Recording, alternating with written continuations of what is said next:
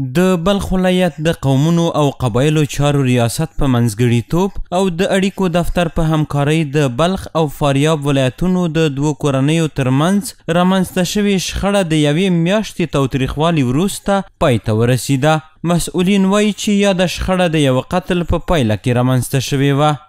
دا نن چې کومه مناجاه ده دا بیا چې یو جانب یې د بلخ ولایت دی د کشندو د ولسوالیو د شهید طرف والا د مقتول طرف والا او د قاتل طرف والا هغه د فاریاب د ولایت مربوط کیږي.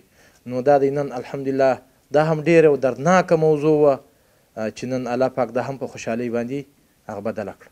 سومین قضیه است که مؤسسه تیلو عملا در اینجا نقش داشته و عملا برای حل از این قضیه و برای فراهم آوری تسهیلات و امکانات و تجهیزات در این قضیه کمک کرده و جای خوشی است که امروز ما برای حل از این قضیه اقدام کردیم و خوشبختانه یکی از نزاعها که باعث قتل یک طرف شده بود به خاطر جلوگیری از نزاع بیشتر چی شد خاتمه پیدا کرد. همدارنګه دغه دواړه کورنۍ د یادې شخړې په لمنځه وړلو کې د اسلامي امارت د مسؤلینو رول مهم یادوي او ټینګار کوي چې دغه پخلاینه به د تل لپاره دوام ولري. بی‌حساب خوشحال هستم از دربار خدای متعال که به خوب وجه فیصله شد. اول خدا از روی شرعی دولت امارت اسلامی خوب فیصله کرد روی شرعی. ما خوشحال هستیم.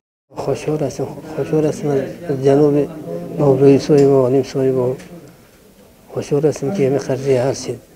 دغه شخړه په داسې حال کې له منځه ځي چې له دې وړاندې د بلخ ولایت د قومونو او قبایلو چارو ریاست په څه کم یو کال کې د 86 قومي شخړو د حل او فصل کولو خبر ورکړی و.